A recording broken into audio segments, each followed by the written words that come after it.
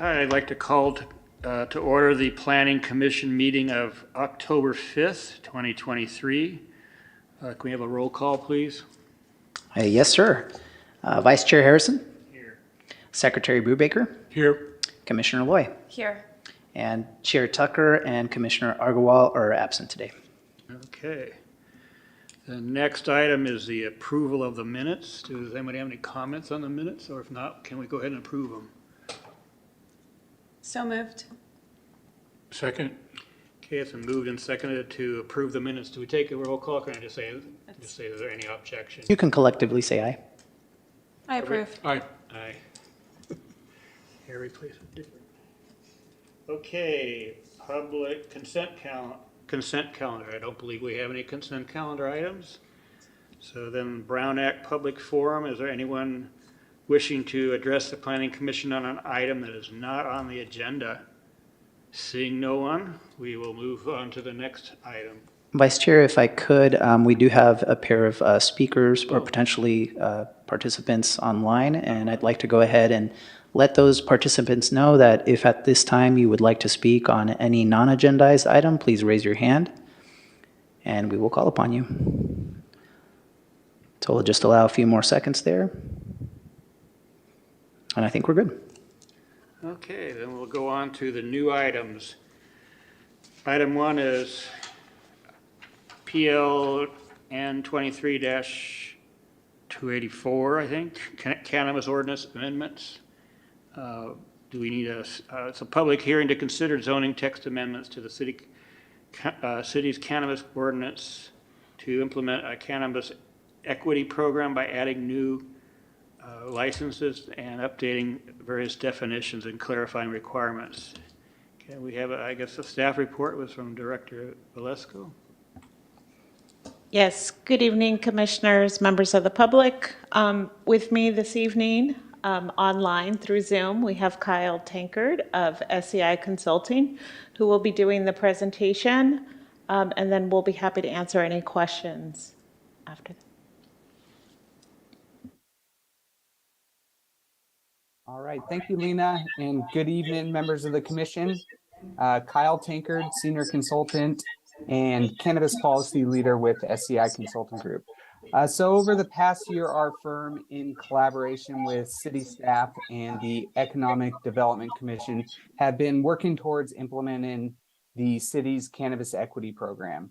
And as a part of this initiative, we also evaluated the possibility of increasing the maximum number of cannabis retailer permits within the city. And as a result of these efforts, staff has prepared amendments to the Richmond Municipal Code, which includes increasing the number of storefront retail permits, adding new non-storefront retail or delivery only permits, and allocating a portion of these new permits for equity applicants. Furthermore, the proposed amendments include updates to definitions. It clarifies the requirements for the cannabis business permits and various other adjustments aimed at enhancing the regulatory clarity throughout the city's cannabis ordinance. So staff's recommendation to the Planning Commission tonight is to adopt resolution number 23-08, recommending adoption to the City Council of certain amendments to the Richmond Municipal Code section 15.04.610.270, marijuana/cannabis commercial uses. So to provide some context for the commission, I'll begin by discussing the progression of the city's cannabis program since November 5th of 2019, when ordinance number 16-19 was adopted by the City Council. So prior to this, the city had an existing medicinal cannabis program that allowed for various medicinal cannabis activities within the city and also capped the number of retail locations at 3.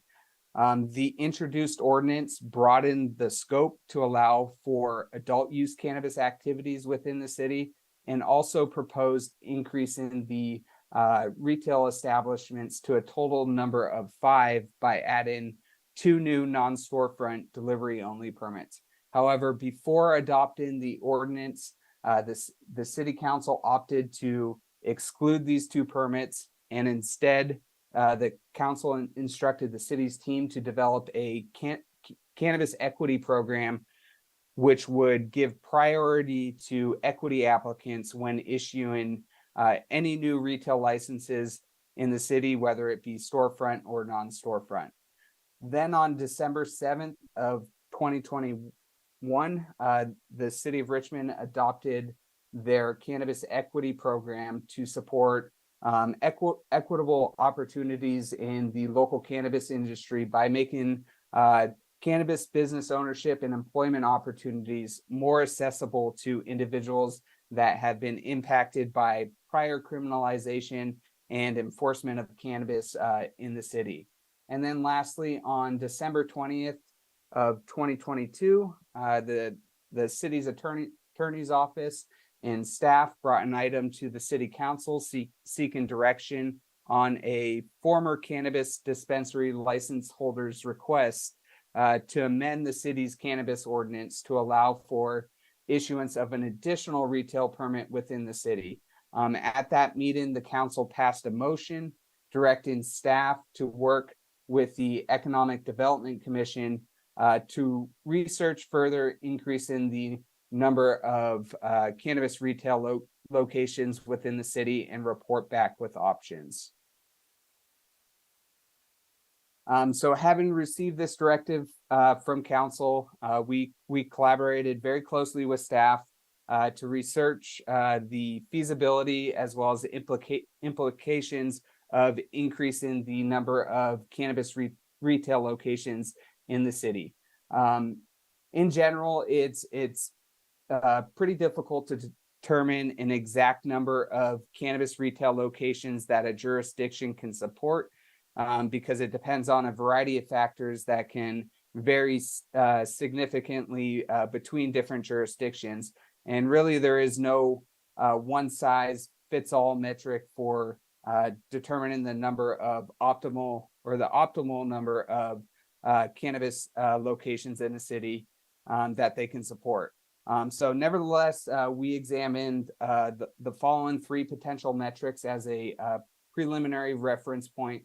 So 1 being the city's population size or density, 2, competition from surrounding cities and counties, and 3, the consumer demand for cannabis products in the local area. So taking into account the population density is a very common way to estimate the number of cannabis retail locations that a jurisdiction can sustain. Generally, a densely populated city can accommodate more retail locations compared to a sparsely smaller populated city. And the common metric, the standard metric that is used is to have 1 retail location for every 15,000 to 20,000 people. So in the case of the city of Richmond, it currently has 3 retail locations serving a population of roughly 116,000 people, which translates to about 38,000 people per retail location. So based on this calculation, Richmond can support an additional 3 to 5 retail locations. This next slide presents a table that compares the capacity of nearby communities to support cannabis retailers based on their population, assuming a standard market density of 1 retailer per 20,000 residents. So looking at this list, the city of Richmond currently ranks 2nd, just behind the city of Hayward, with a combined population per retailer of 38,000 people and a unmet capacity of 3 retail businesses.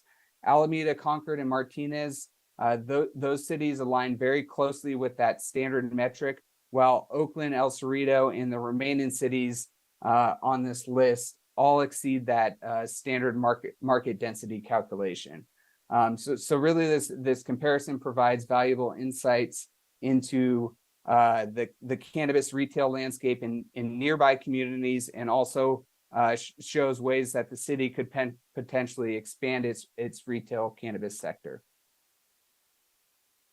Next, when analyzing the number of cannabis retail locations the city can support, competition in the local market can also play a significant role. The number of existing retail locations in the city and nearby jurisdictions can impact the number of additional stores that the city of Richmond can support. A highly saturated market can create competition, leading to lower profit margins for individual stores, also making it challenging for new stores to succeed. So on this slide, we show the little green crosses represents licensed retail locations in nearby communities as well as Richmond. So you can see Oakland, Berkeley area is highly populated with retail locations, and then Richmond has their 3 current stores, and then El Cerrito has 2. And then north of Richmond, Panold currently does not allow cannabis, as well as Hercules. So there's some potential to draw those areas into Richmond to purchase cannabis. To assess the level of demand for cannabis products in the city, we analyzed historical sales data from the 3 existing retailers operating within the city. So the analysis revealed a consistent upward trend in sales from 2016 to 2021. However, in 2022, there was a significant drop in retail sales, and projections for 2023 suggest a continuing downward trend. These findings indicate that the demand for cannabis products may be reaching a saturation point, both in the city and surrounding areas. However, despite this potential market saturation and the decline in overall sales, the current average sales per retailer remain healthy. So this suggests that existing retailers are still generating significant revenue per store, even in the face of increased competition. So as a result, there may still be financial viability for potential entrepreneurs interested in entering the market by establishing a new retail cannabis store. So in summary, the analysis conducted by staff on the cannabis retail market in the city indicates that the city can accommodate an additional 3 to 5 retail businesses. So this estimation, again, is based on considerations of the current population density and the level of nearby competition. So during the presentation to the Economic Development Commission back in April, staff presented and outlined 3 distinct expansion scenarios for consideration. So these scenarios encompassed a conservative, moderate, and aggressive approaches. So the conservative approach was 2 additional storefront retail locations, with one of those permits being reserved for an equity applicant. The moderate approach was 3 additional storefront retail locations, with 2 of those permits being reserved for equity applicants, and then 2 new non-storefront delivery only permits, where both of those permits are reserved for equity applicants. And then lastly, the aggressive approach would be 4 additional storefront retail locations, with 3 of those permits being reserved for equity applicants, and then 2 non-storefront delivery only permits, both again for equity applicants. During the Economic Development Commission meeting that was held on April 12th of this year, the commission recommended that the staff move forward with adopting the moderate scenario, which aligns with the proposed zoning text changes for your consideration tonight.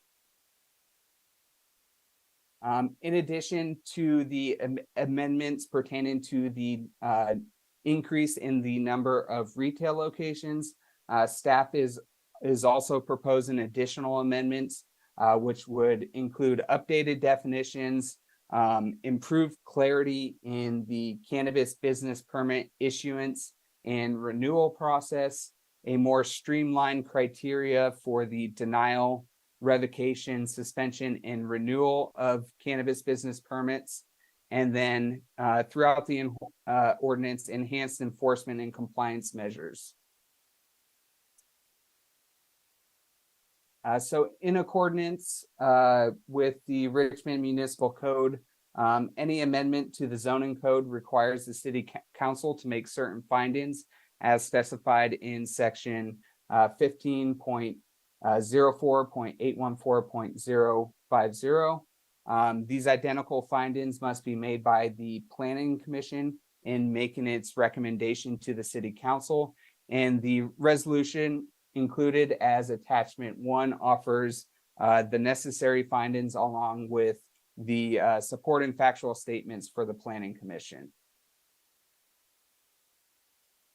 Furthermore, the project aligns with the general plan 2020-2030 policy ED 2.1 local employment base and policy HW 6.6 local small businesses. In particular, the city's cannabis equity program aims to provide assistance to individuals and communities adversely affected by the criminalization and enforcement of cannabis. And these initiatives work to reduce obstacles to enter into the cannabis industry, thus supporting local employment as well as small businesses as outlined in the general plan. So in conclusion, staff is recommending the Planning Commission adopt resolution number 23-08, recommending adoption to the City Council of certain amendments to the Richmond Municipal Code section 15.04.610.270 marijuana / cannabis commercial uses. So that concludes my presentation. I'm happy to answer any questions that you may have.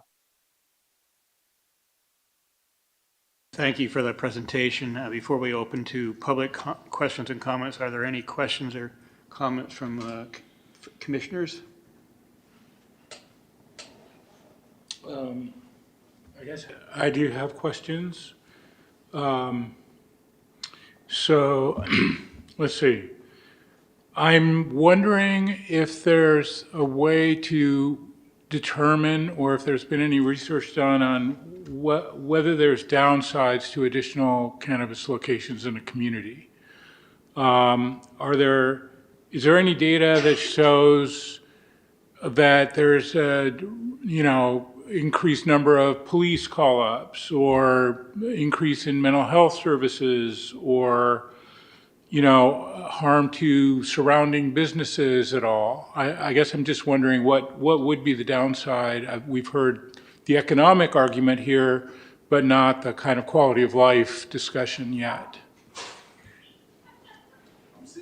Yeah, I can answer to that. So there is data available, and I think it kind of goes both ways. There's arguments that the presence of retail cannabis facilities actually reduce calls due to the security requirements of these businesses, and that they have to have on-site security, 24-hour video surveillance. And that the foot traffic that they draw in actually reduces crime and deters crime in these areas. But we've all heard the stories in Oakland, especially during the pandemic, of break-ins and things like that. But that's definitely something we can try to collect more data on. So a follow-up. I wonder if the planning director has any take on whether is it a use permit? This is a license, but is there a use permit granted to every licensee? And have there been any code compliance issues with existing cannabis locations? Do you know? Yes, I can take that question. So the first process for any commercial cannabis use is to get a use permit from the commission. The second part is an annual cannabis business permit, which gives staff through code enforcement an opportunity to ensure that all the conditions are being applied and are being followed. So for example, taxes are being paid, inspections are occurring, state licenses are being maintained, and then there's a on-site inspection that also occurs. So as part of our work, we have noticed that some of our regulations could be further clarified as to when we can deny and when we should deny a cannabis business permit. So some of the amendments you're seeing this evening reflect some of our recent experience of how, what are the opportunities for compliance? Because, sometimes people do slack a little bit. And so how do we make sure that they continue to comply and if they're showing good faith towards compliance? But yes, if we were to find somebody that was significantly out of compliance, we would come back with a revocation of their use permit. But the cannabis business permit is one process and opportunity for us to make sure at least annually there's a renewal process and we're doing the compliance checks. Okay, thank you. I'll step down. I have other questions, but why don't we, go ahead. If I may, thank you. And I think I have a follow-up that maybe gets at part of your question that maybe I didn't hear the answer to. And thank you for the question, and thank you, Director Velasco. If oversaturation was to occur, if suddenly, if there was problems with existing use holders, is there a process by which we would be hearing from the police or mental health professionals or others before we would then allow for another use, even after passing something like the ordinance that's in front of us? Yes, I mean, as part of the review process, all applicants are required to go through background checks, which we've added in here various provisions as to, what would make somebody not a good applicant. Obviously, with the equity program, there is some effort to acknowledge that certain racial groups have been disproportionately represented in the criminalization of cannabis.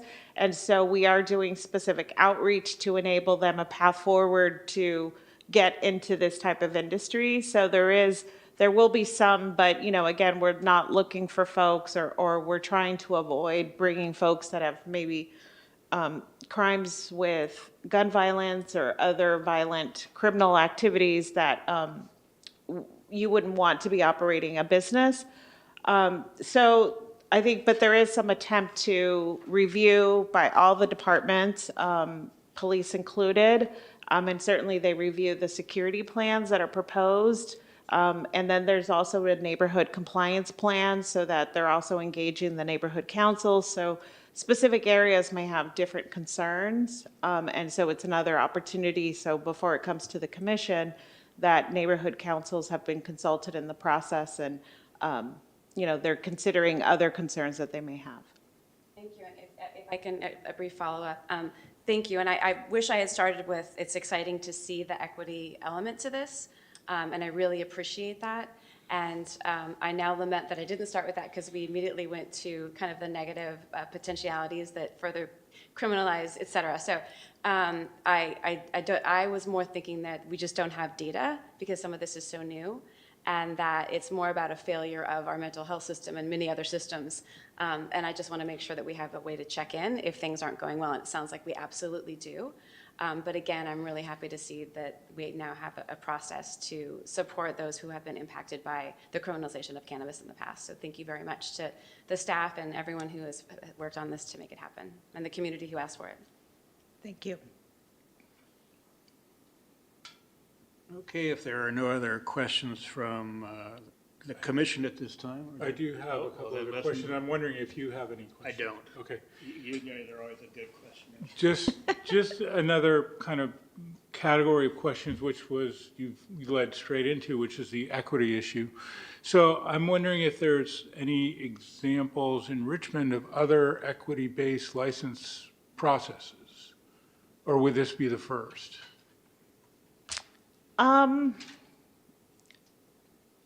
I mean, this is certainly a different level of equity. I mean, I think, the commission and the community, we've been working at improving health outcomes in various communities that are disproportionately impacted by either poor air quality, poor water quality, poor climate resiliency. So we certainly have a history here in Richmond of targeting right now focused efforts on improving some of those health inequities. But I would say this is probably the first license type that really has an equity lens in its focus. I mean, that's the only thing I can think of right now.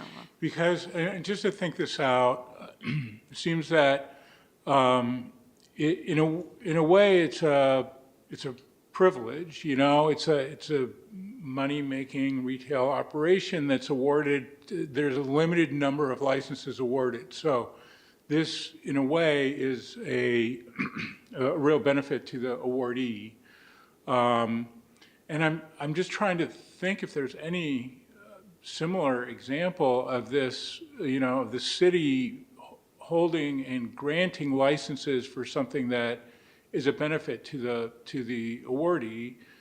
And I'm not thinking of any, but for instance, if you compare to liquor stores, there is no maximum number of licenses for liquor stores, right? That's the use permit process. It's determined by, the planning commission and findings, whether that gets granted, but there's not like a set number, and once that number is reached, then that's it.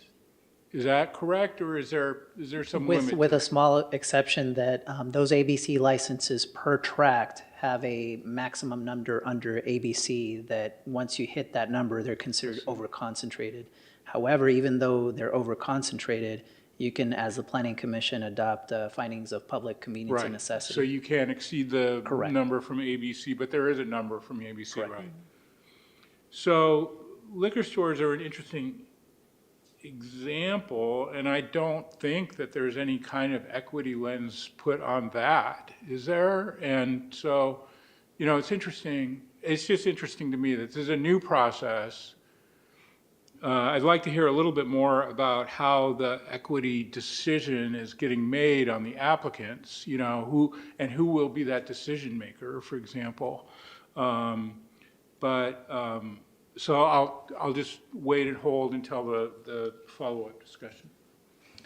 Commissioner Brubaker, if you desire, Kyle has been working so this is somewhat of a partnership between the Planning Department and the Economic Development Department.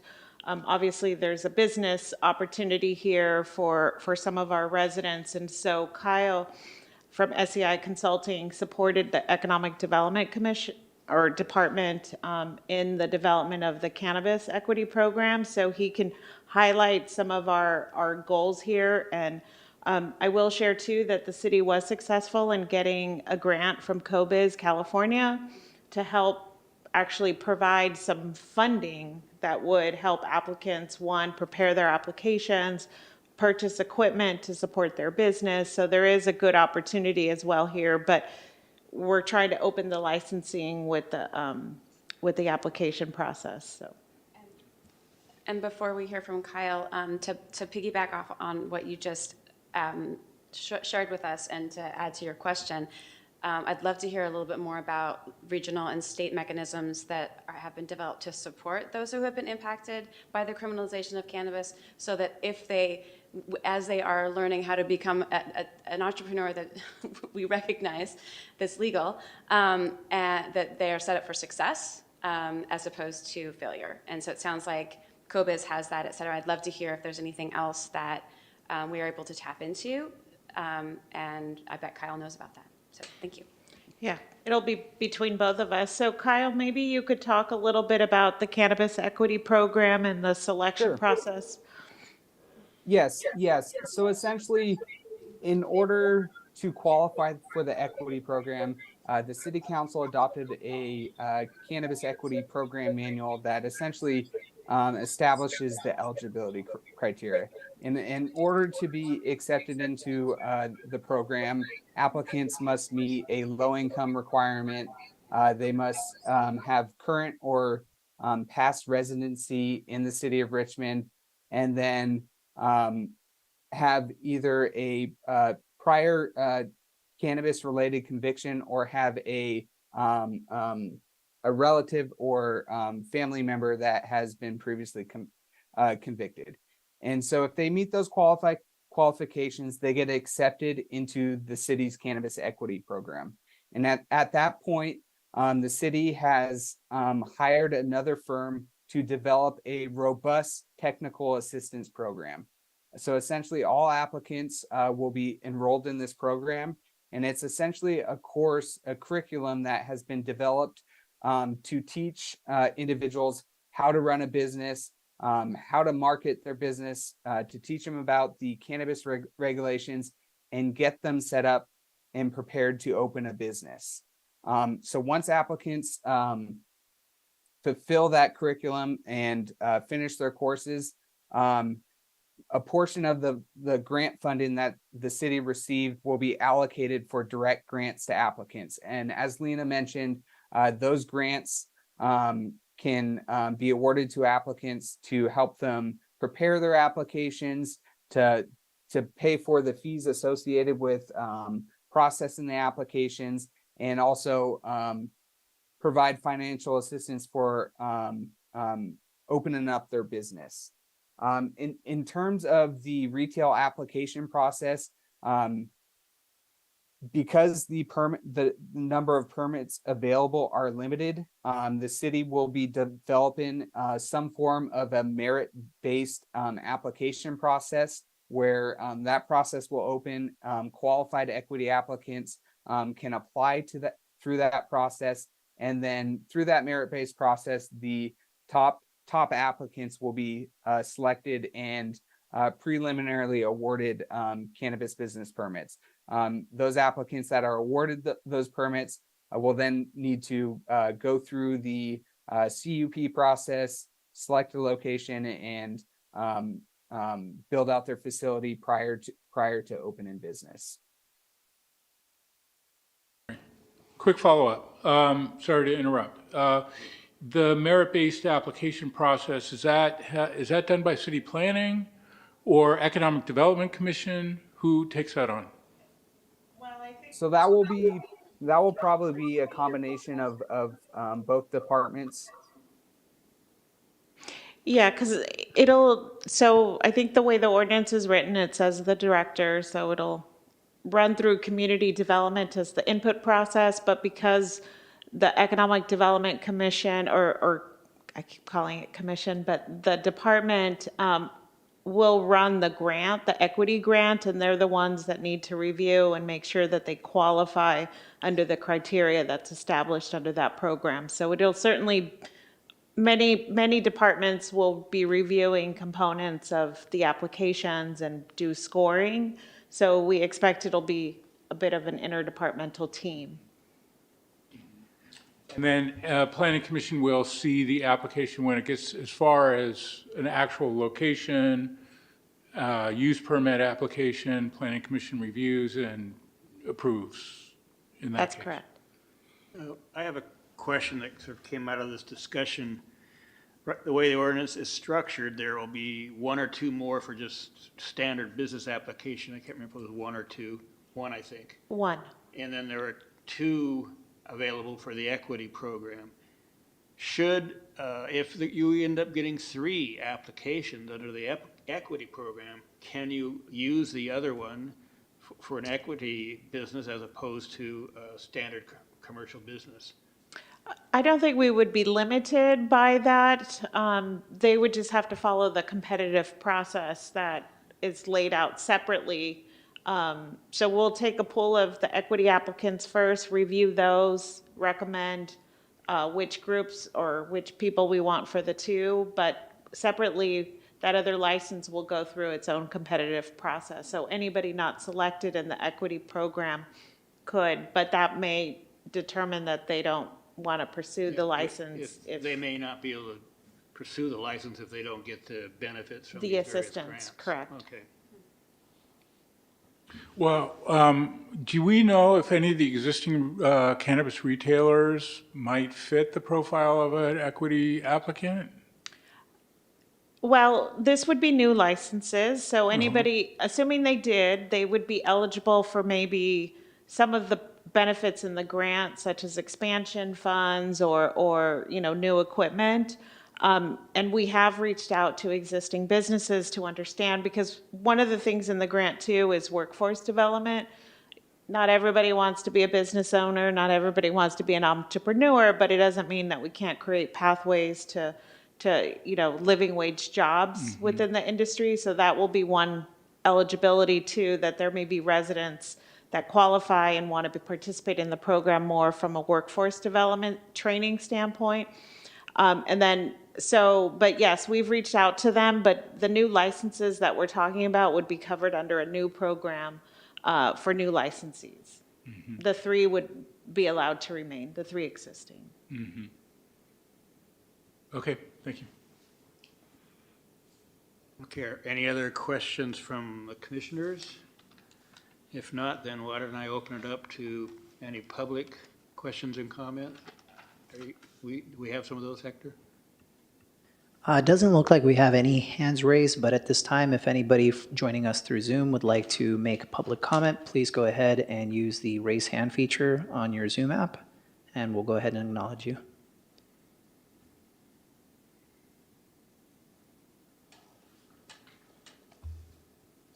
Doesn't look like we have anybody interested in comment at this point. Going once, going twice.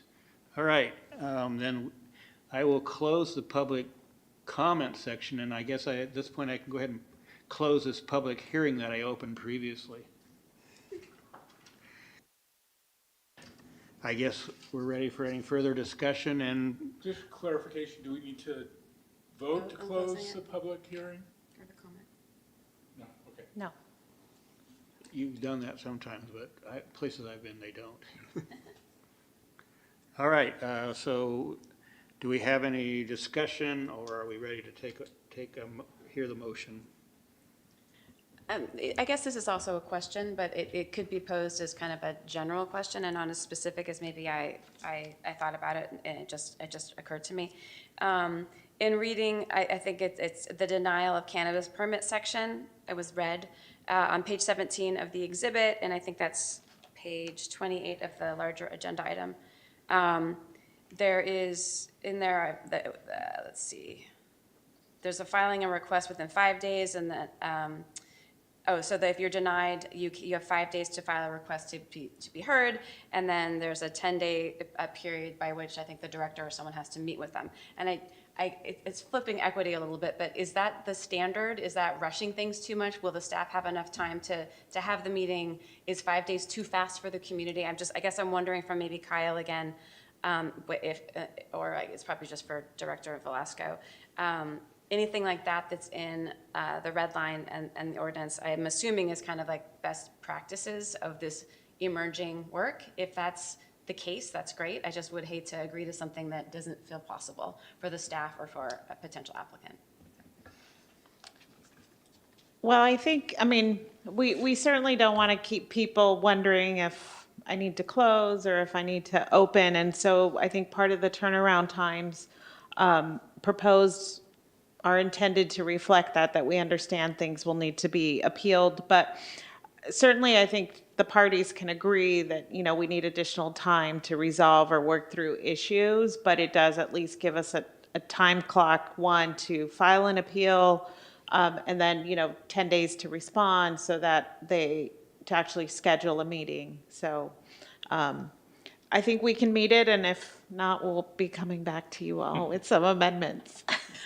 Thank you, and thank you for reminding me how flexible you guys are. Okay, is there a motion to approve? Well, Nope, not yet. I think we have I'd like to hear a little more discussion on the three options: moderate, intensive, other. Could we bring that up on the screen? Sure. Because that's our role here, right? Is to determine which of those or none to adopt here. And a quick question. So this is a zoning amendment. Does it then go, so we are making a recommendation to council. Council will then make a zoning amendment, and there's a second reading and all that stuff, right? That's correct. Is there any CEQA required at all? This is exempt? Yeah, we don't believe CEQA's triggered. That makes sense. So I'd like to hear from fellow commissioners about this set of options. And, you know, it's really leading us in a certain direction, right? That slide, if you could leave the slide up, that would be great. Sure. But do you have any thoughts about that? I guess for me, I'm fine with the middle of the road. I think this whole thing is kind of an experiment to some degree. And I see no reason in that situation to go with the most aggressive approach. And going with the most conservative approach may not really create enough of a buzz or interest to get any actual involvement. Interesting So point. I'm fine with the middle of the road. Could we just have it back on the screen for a moment? And hold it there? Yeah, Casey, oh, thank you. I'll say that I concur, and I'd love to hear what your thoughts are. Commissioner Well, Whittaker. you know, it's interesting that the profit margins are going down, right, for cannabis businesses in general. So it's not really a great model to encourage people and give grants to start a business if it's going to be a declining profit margin. You know, I'm just wondering if it's reaching saturation, then that could be an issue that isn't going to help someone. I agree, I somehow agree with you that too little is going to be nothing, really, so that really conservative approach is probably not appropriate.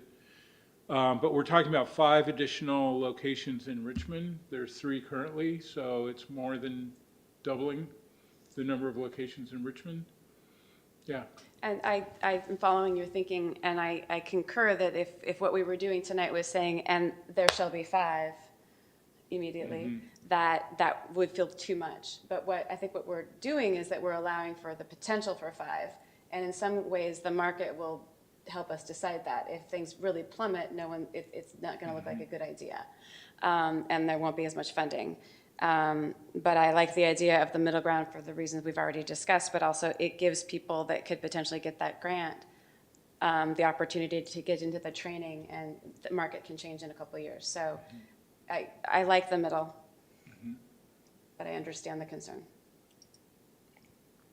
Yeah, I think also, I mean, I don't know if the decline was a result maybe of the COVID, since it seems to coincide with COVID when that decline started. I don't know if it had to do with that, or as Bruce is saying, it had to do with people who just aren't interested in buying marijuana through a retail outlet.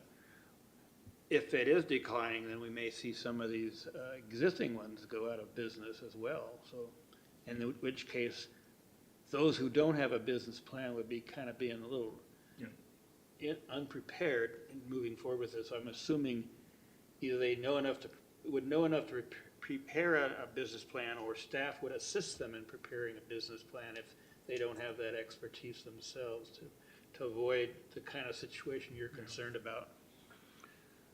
Well, just to verify then, this moderate option was recommended by the Economic Development Commission. Is it a commission? Yeah. Yeah, that's correct.